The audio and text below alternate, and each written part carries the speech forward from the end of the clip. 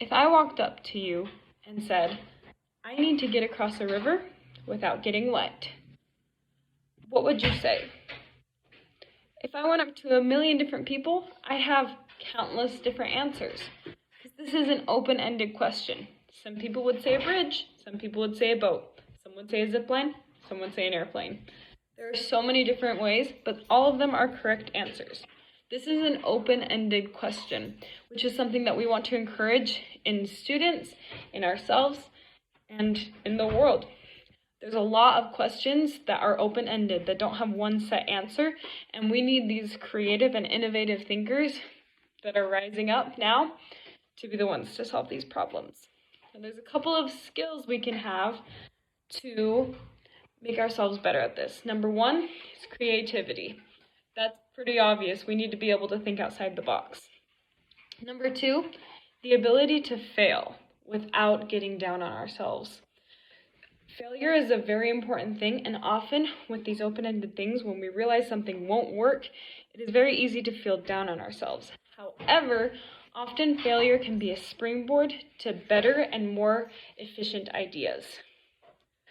Along with that, there's the ability to reassess. So if we do fail, we can pull back and figure out what went wrong or what needs to change in our plan. And from there, we can move forward with a better plan. That's why reassessing is an essential skill, because we are going to fail every so often, which is totally fine. Along with that, there's the ability to build upon things we already know. If we had to try new things and learn new things every single time we had to solve a problem, we would never get anywhere. We would be stuck at the same road over and over and over again until we got to the next one. We'll be stuck at the same one over and over again.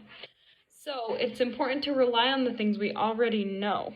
And of course we can change those. However, we can start with what we already know, we can build on what other people already know, and then come up with a solution together. That can be a resource. Another thing that a lot of students do not do these days is to sit and think on an idea. We are so quick to turn to Google or to our phones, our technology, just to see what's out there. When if we can just sit and think on an idea, often our brain will work enough to come up with an idea that we hadn't thought of before. However, right now we like things quick and automatic. And sitting and thinking on an idea doesn't always bring that. You might not come up with anything quickly, and that's okay. But the ability to sit and think on an idea is a very important skill in solving these open-ended problems. There are some things we can do to help us develop these skills and develop the abilities to solve open-ended problems. Number one is just doing it. Find ways in your own life that you can solve problems. Maybe don't jump on the internet right away and instead think through an idea. There are steps we can also take and processes we can work through to help our brains really think through what we can do and what we can solve. One of these is to first figure out exactly what needs to be solved.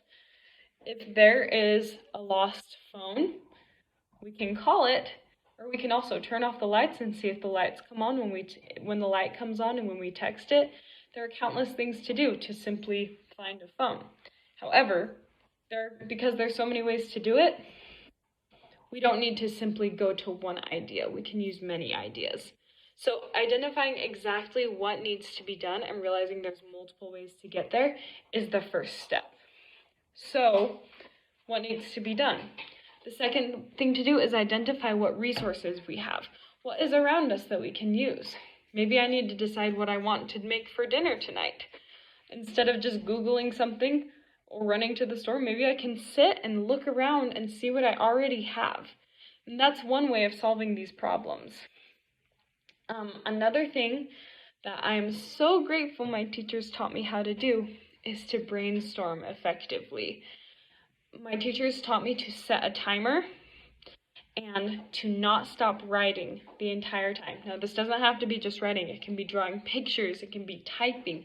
It can be simply just thinking and writing down your favorite ideas, but just having a dedicated time, and it can be 3 minutes, it can be 10 minutes, a designated amount of time that you dedicate to thinking through a problem over and over and over again, where no idea is a bad idea.